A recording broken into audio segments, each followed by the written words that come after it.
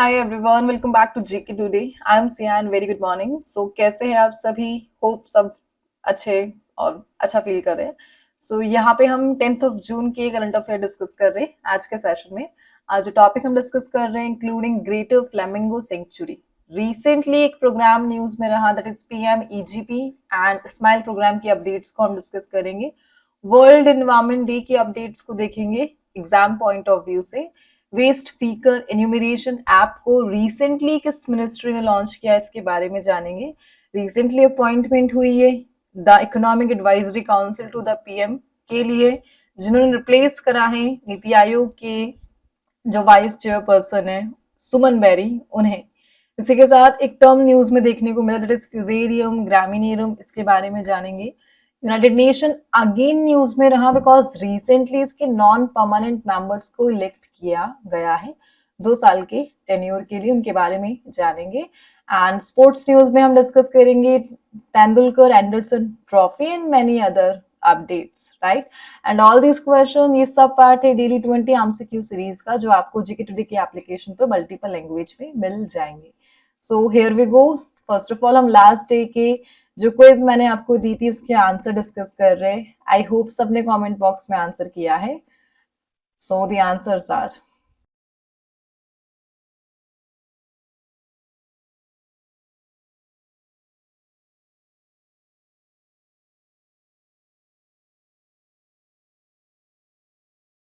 the first is who has been appointed as a chairman of the Economic Advisory Council to the Prime Minister in June 2025. So recently EAC-PM के new chairman को appoint किया गया। कौन है वह? And that is S Mahendra Dev. इन्हें recently appoint किया गया the new chairman of the EAC-PM। Basically ये जो बॉडी है ये प्राइम मिनिस्टर को इकोनॉमिक एडवाइस प्रोवाइड करती है। इसी के साथ पीएम नरेंद्र मोदी जो भी इन्हें टास्क प्रोवाइड करते हैं उन्हें कंप्लीट करना इस काउंसिल का मेन ऑब्जेक्टिव है। और इसके न्यू चेयरपर्सन बने दैट इज एस महेंद्र देव। इन्होंने बेसिकली रिप्लेस करा है सुमन बेरी। अभी हाल ही में 2024 सम दिसंबर में सुमन बेरी को एडिशनल चार्ज दिया गया था as the chairman of the economic advisory council to the PM. इससे पहले और अभी भी सुमन बेरी यह वाइस चेयरपर्सन है किसके? नीति आयोग के। आई थिंक आप सभी को पता है। सो नीति आयोग के वाइस चेयरपर्सन है और इसी के साथ इन्हें एडिशनल चार्ज दिया गया था, बट नाउ फाइनली इन्हें रिप्लेस करके एस महेंद्र देव ने इस काउंसिल को संभाला। ओवरऑल यहाँ पर एक क्वेश्चन बन सकता है कि 2017 में हुआ क्या था कि नरेंद्र मोदी ने इस काउंसिल को रिकॉन्स्टिट्यूट किया था। सो रिकॉन्स्टिट्यूट करने के बाद EAC PM के फर्स्ट चेयरमैन कौन थे? And that is Bibek Debroy. ये क्वेश्चन काफी इंपॉर्टेंट है बिकॉज बिबेक देबरॉय का निधन हो चुका है और इनके निधन होने के बाद से लेकर 2024 तक ये जो पोस्ट थी ये ऑक्यूपाई नहीं थी। देन फाइनली 2024 के एंड में EAC PM की जो चेयरमैन की जो पोस्ट है उसे ऑक्यूपाई किया गया and now officially S Mahendra Dev इसके चेयरपर्सन बन चुके हैं, राइट। इसी के साथ एस महेंद्र देव इससे पहले एक्सिस बैंक के इंडिपेंडेंट डायरेक्टर रह चुके हैं। एंड सुमन बेरी बेसिकली ये नीति आयोग के वाइस चेयरपर्सन है। नीति आयोग के चेयरपर्सन कौन है? And that is Narendra Modi. NITI Aayog के CEO कौन है? That is BVR Subrahmanyam. And NITI Aayog की पेरेंट ऑर्गेनाइजेशन कौन सी है? That is ministry of planning, जिसे 2014 में ही एंड कर दिया गया था और उसको रिप्लेस करके नीति आयोग को बनाया गया था। नीति आयोग के फर्स्ट CEO कौन थे? That is Sindhushree Khullar. Hope ये क्वेश्चन आपको क्लियर हो चुका है। मूविंग ऑन, यहाँ पे हम डिस्कस कर रहे हैं रीसेंट अपॉइंटमेंट से related question. Just like recently chief justice of India 52nd appoint हुए हैं, उनका नाम बता सकते हैं? That is justice Bhushan Ramkrishna Gavai. Recently 52nd chief justice of India बने हैं। इनसे पहले कौन थे? संजीव खन्ना। एंड 50th कौन थे ये आपको बताना है कमेंट बॉक्स में। कामिल ताइब इद्रिस ये PM बने हैं सूडान के। UPSC के न्यू चेयरमैन कौन बने हैं? And that is Ajay Kumar. And Salem Saleh bin Breik, ये PM prime minister as prime ministry of which country, PM बने हैं बेसिकली, यमन के बने हैं। Pushpak national mission on drone technology से कौन लीड कर रहा है, एंड इसके लिए आईआईटी बॉम्बे को अपॉइंट किया गया। नेशनल सिक्योरिटी एडवाइजरी बोर्ड के चेयरमैन कौन है, that is Alok Joshi.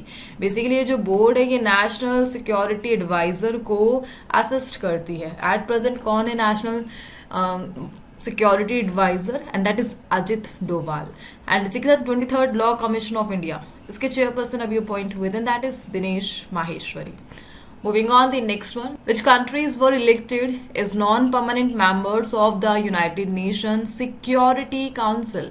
So now United Nations का Security Council न्यूज में रहा, इसके non-permanent members को इलेक्ट किया गया। कौन है वह?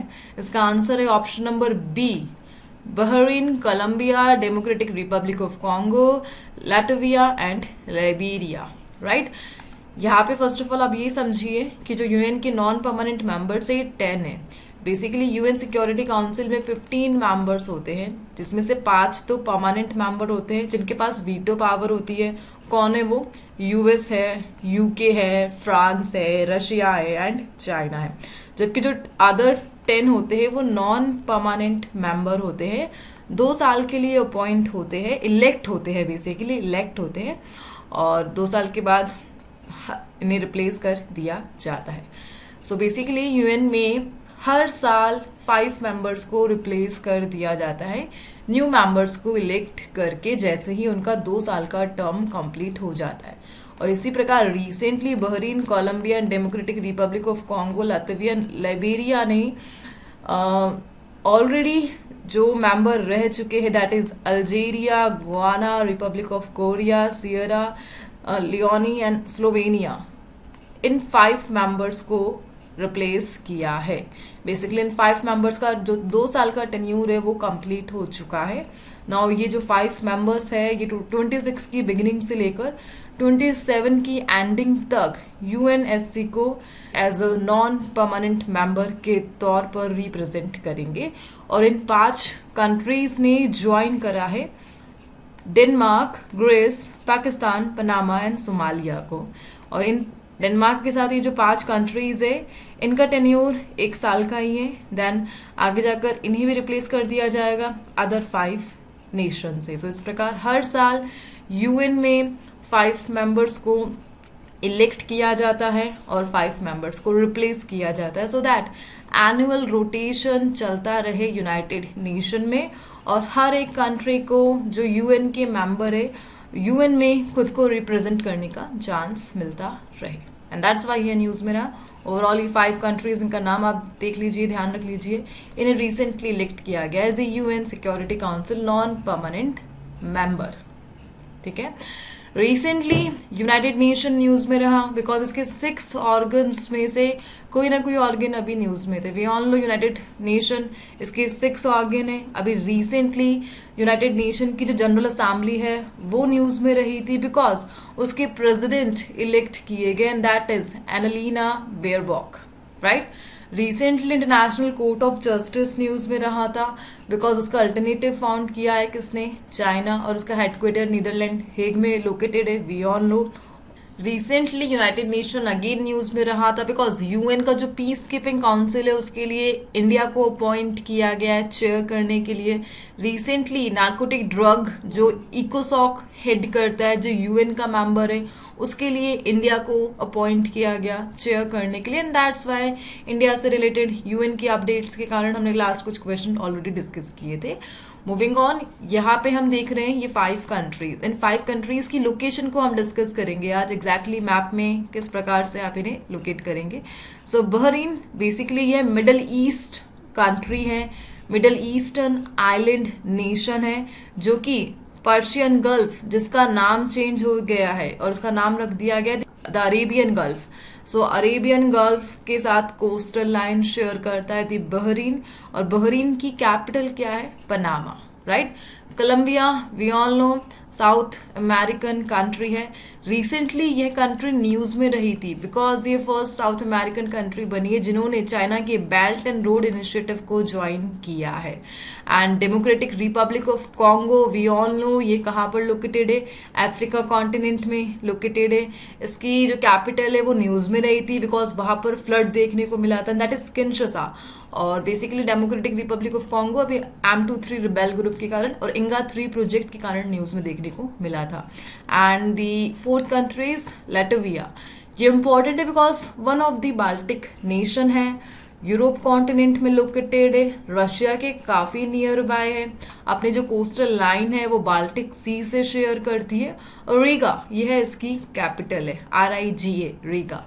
And the last one is Liberia. Liberia भी न्यूज में रहा था, बता सकते हैं क्यों? बिकॉज वर्ल्ड का largest container ship that is MSC Irina वो लाइबेरियन जो फ्लैग है उसके साथ सेलिंग कर रहा है और अभी रिसेंटली इंडिया के साउथ पोर्ट पर पधारा था। कहां पर? विजनजाम सी पोर्ट में। Moving on the next one, the Tendulkar Anderson trophy, a test series that was recently seen in news, is associated with which country? So ये जो ट्रॉफी है ये किस कंट्री से एसोसिएटेड है? That is Anderson Tendulkar trophy. Hope आप सभी ने गैस कर लिया है। इंडिया एंड इंग्लैंड से एसोसिएटेड है। So recently BCCI, the Board of Control for Cricket in India, and the ECB, the England and Wales Cricket Board, उन्होंने अनाउंस करा है कि इंडिया इंग्लैंड टेस्ट सीरीज को अब तेंदुलकर एंडरसन ट्रॉफी के नाम से जाना जाएगा। सो बेसिकली ये जो नेम चेंज किया गया सचिन तेंदुलकर को ऑनर करने के लिए किया गया जिन्होंने 200 टेस्ट मैच खेले हैं, प्लस जेम्स एंडरसन को ऑनर करने के लिए किया गया जो 188 टेस्ट मैच के बाद रिटायर हो चुके हैं, राइट। ओवरऑल ये जो नेम चेंज हुआ है इसके लिए जो इंस्पिरेशन है जो ऑलरेडी नेम चेंज हो चुके हैं उनसे मिली है। Just like India Australia test को कहा जाता है बॉर्डर गावस्कर ट्रॉफी, सो इसी से इंस्पिरेशन लेकर रिसेंटली ये डिसीजन लिया गया और तेंदुलकर एंडरसन ट्रॉफी नाम रखा गया। Moving on, the next one. The next is which has become the first major Indian e-commerce company to receive a non-banking financial company license from RBI. So recently RBI की तरफ से एक major Indian e-commerce company को status मिला है non-banking financial company का, and that is Flipkart. So Flipkart ही बन चुकी है इंडियन ई कॉमर्स कंपनी पहली जिन्हें RBI से NBFC का लाइसेंस मिल चुका है। सो इसी के साथ जो फ्लिपकार्ट है वो डायरेक्टली पैसा उधार दे सकती है और बेनिफिट कमा सकती है। यहाँ पर पहले ये ट्रेडिशनल जो प्रोसेस थी जस्ट लाइक NBFCs के उनको फॉलो करके इनडायरेक्टली पैसा उधार दे रहे थे, बट नाउ ये है डायरेक्टली पैसा उधार दे सकते हैं, बट ये पैसा एक्सेप्ट नहीं कर सकते। जस्ट लाइक बैंक डिपॉजिट करता है उस प्रकार फ्लिपकार्ट डिपॉजिट नहीं कर सकता, लेकिन पैसा उधार दे सकता है। मनी ऑन लैंड ये फॉलो कर सकते हैं और मेजर बेनिफिट्स ये ले सकते हैं इंटरेस्ट के साथ। सो ओवरऑल RBI से रिसेंटली ने NBFC का licence plan, that is Flipkart first major Indian e commerce company. Moving on, यहाँ पर हम डिस्कस कर रहे हैं RBI को। बता सकते हैं RBI को कब इनिशिएट किया गया? That is 1935। Reserve bank of India को 1935 में एस्टेब्लिश किया गया था और रिजर्व बैंक ऑफ इंडिया का जो नेशनलाइजेशन है वो कब हुआ था? दैट इज 1949 में। और किस कमिटी की सिफारिश पर RBI को बनाया गया था? And that is Hilton young commission. Moving on the next one, the next is which is the world's highest railway arch bridge that was recently inaugurated by the Prime Minister of India. So PM of India ने recently world का highest railway arch bridge इसका inauguration किया और क्या नाम है इस bridge का? And that is we all know Chenab rail bridge. So recently Vande Bharat ने चेनाब रेल ब्रिज पर अपनी यात्रा को कंप्लीट करा एंड दैट्स वाई ये न्यूज में रहा और ऑफिशियली इसका जो इनोग्रेशन है PM नरेंद्र मोदी ने किया। इसी के साथ एक अदर ब्रिज को भी रिसेंटली इनोग्रेट किया गया by the PM Narendra Modi and that is अंजी रेल ब्रिज। सो दोनों ब्रिज ये कहाँ पर लोकेटेड है? जम्मू एंड कश्मीर में लोकेटेड है। और अंजी रेल ब्रिज इसलिए इम्पोर्टेंट है, यह इंडिया का first cable stay rail bridge है। अंजी रेल ब्रिज, और रियासी डिस्ट्रिक्ट में यह लोकेटेड है, जम्मू कश्मीर में, राइट। इसी के साथ Chenab rail bridge, we all know world का हाईएस्ट रेलवे आर्क ब्रिज है यह। इसकी जो लेंथ है वो 1315 मीटर है, और जो हाइट है इसकी, किस एल्टीट्यूड पर यह लोकेटेड है, 359 मीटर एल्टीट्यूड पर लोकेटेड है, सम 1178 फीट, राइट। और इसी के साथ चिनाब रिवर पर यह बना हुआ है, और किस रेल लिंक का पार्ट है Chenab river, Chenab rail bridge, basically it is a part of the Udhampur Srinagar Baramulla rail link, right. So ये टर्म्स आप ध्यान रख लेना, उधमपुर श्रीनगर बारामुल्ला रेल लिंक का पार्ट है द चिनाब रेल ब्रिज, और द अंजी रेल ब्रिज जो कि इंडिया का first cable stay rail bridge बन चुका है Reasi district of the Jammu Kashmir में।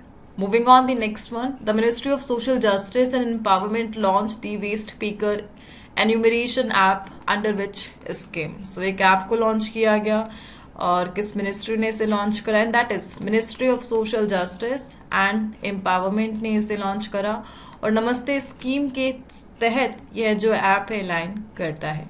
सो वी ऑल नो नमस्ते स्कीम, इसका मेन ऑब्जेक्टिव क्या है, इंडिया के जो सैनिटेशन वर्कर्स है उनकी सेफ्टी पर काम करना, यह मेन ऑब्जेक्टिव है नमस्ते स्कीम। नमस्ते स्कीम के लिए यहाँ पर 2 मिनिस्ट्रीज है ज्वाइंटली जिन्होंने नमस्ते स्कीम को लॉन्च किया था।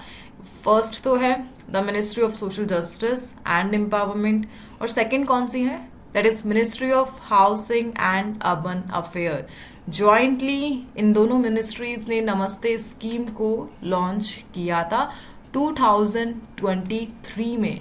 मेन ऑब्जेक्टिव क्या है नमस्ते स्कीम का, mechanise sanitation ecosystem development, right.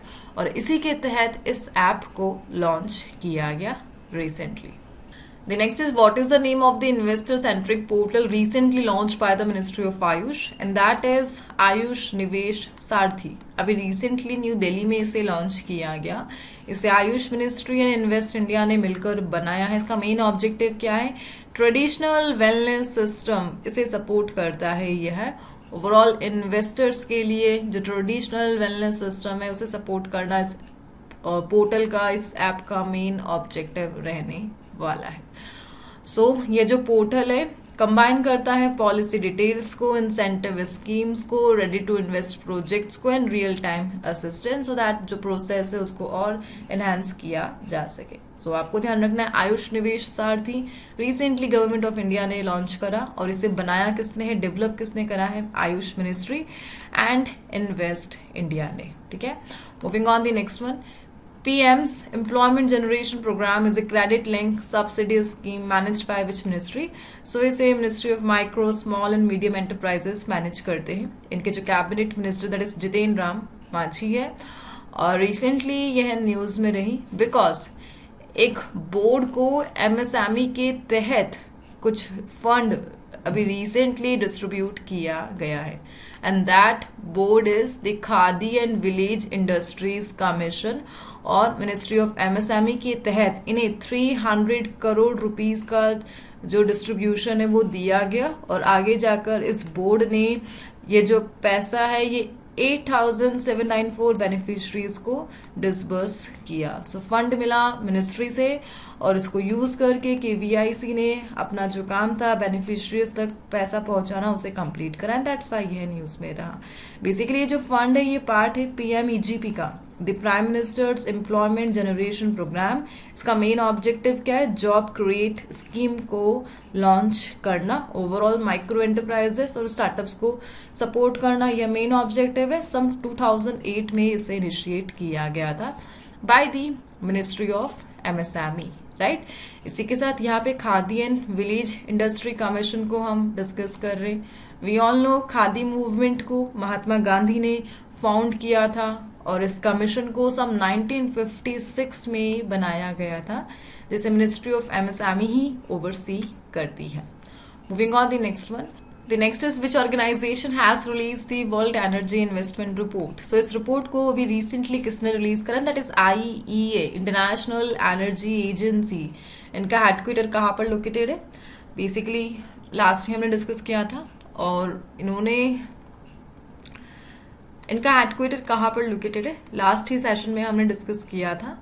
So recently IEA ने एक रिपोर्ट को पब्लिश कर, that is world energy investment report, जिसमें बताया गया कि एनर्जी में कितना इन्वेस्टमेंट हुआ है, सबसे ज्यादा किस कंट्री ने किया है and more. So global energy जो इन्वेस्टमेंट है वो लगभग $3.3 ट्रिलियन यहाँ तक पहुंचने वाला है एज पर दिस रिपोर्ट, जिसमें से क्लीन एनर्जी के लिए जो इन्वेस्टमेंट है वो $2.2 ट्रिलियन रहा. फॉसिल फ्यूल के इन्वेस्टमेंट से डबल है क्लीन एनर्जी के लिए, और China is the top investor as per this report. इस रिपोर्ट के अकॉर्डिंग बेसिकली एनर्जी पर कितना इन्वेस्टमेंट किया जा रहा है, कौन सी कंट्री सबसे ज्यादा कर रही है, ये हाईलाइट किया गया. ओवरऑल हम यहाँ पे डिस्कस कर रहे हैं इंटरनेशनल एनर्जी एजेंसी दी IEA. 1974 में इसे बनाया गया था और इसका जो हेडक्वार्टर है वो पेरिस में लोकेटेड है. सो एस्टेब्लिशमेंट ईयर ध्यान रख लेना. स्टेबल सिक्योर एनर्जी को प्रमोट करना, यही इनका मेन ऑब्जेक्टिव रहा. Moving on the next one. The next one is which state government has established the Greater Flamingo Sanctuary. So recently किस स्टेट ने Greater Flamingo Sanctuary की स्थापना की है, and that is Tamil Nadu. So Tamil Nadu ने अपने धनुषकोडी रामनाथपुरम डिस्ट्रिक्ट में यहाँ पर ग्रेटर फ्लैमिंगो सेंचुरी को रिसेंटली एस्टेब्लिश किया है. एग्जैक्टली द ग्रेटर फ्लैमिंगो ये माइग्रेटरी बर्ड है जो इंडिया में आते हैं अफ्रीका, एशिया एंड यूरोप से. पिंक और लार्ज वेडिंग बर्ड है ये है. बेसिकली वेडिंग यहाँ पर है, पानी में तैरने वाला जो बर्ड होता है, दैट इज ग्रेटर फ्लैमिंगो हम यहाँ पे डिस्क्राइब कर रहे हैं. और एग्जैक्टली यहाँ पे एक टाउन डिस्कस किया जाए, दैट इज धनुषकोडी. इंपॉर्टेंट है बिकॉज एक घोस्ट टाउन है. सब 1964 में यहाँ पर एक साइक्लोन आया था और साइक्लोन के कारण इस टाउन का जो अस्तित्व था कंप्लीटली डिस्ट्रॉय हो गया था. एंड प्रेजेंटली अपनी ब्यूटीफुल सिनारियो के कारण ये काफी फेमस है. रामायण में जो राम सेतु है उसका जो इनिशियल पॉइंट बताया गया है वो धनुषकोडी से ही स्टार्ट होता है और एग्जैक्टली तमिलनाडु के सदर्न पॉइंट पर यह लोकेटेड है, रामनाथपुरम डिस्ट्रिक्ट में. और कौन से आइलैंड पे, पंबन आइलैंड पे, तमिलनाडु के पंबन आइलैंड पर यह लोकेटेड है. आगे जाकर इंडियन ओशन में यह मर्ज हो जाता है एग्जैक्टली गल्फ ऑफ मन्नार में. It's a part of the Indian ocean, right. So recently यहाँ पर धनुषकोडी में रामनाथपुरम डिस्ट्रिक्ट में तमिलनाडु ने ग्रेटर फ्लैमिंगो सेंचुरी को एस्टेब्लिश किया है और यह पार्ट है gulf of Mannar biosphere reserve का. IUCN ने इसको जो कैटेगरी दे रखी है that is the least concern category में यह कैटेगराइज्ड है by the IUCN red list. So overall आपको ध्यान रखना है ग्रेटर फ्लैमिंगो सेंचुरी रिसेंटली कहाँ पर एस्टेब्लिश हुई है, तमिलनाडु में यह इनिशिएट हुई है. मूविंग ऑन, यहाँ पर इस सेशन को आज हम एंड कर रहे हैं. आज के जो कोई इसके क्वेश्चन है आप लोगों के लिए वो रिलेटेड है with the sports current affair and please answer them in the comment box. So यहाँ पे सेशन को फाइनली हम एंड करते. I hope you have found it useful and productive and मिलते हैं नेक्स्ट सेशन के साथ. Till then please do revision and take care and again thank you for watching.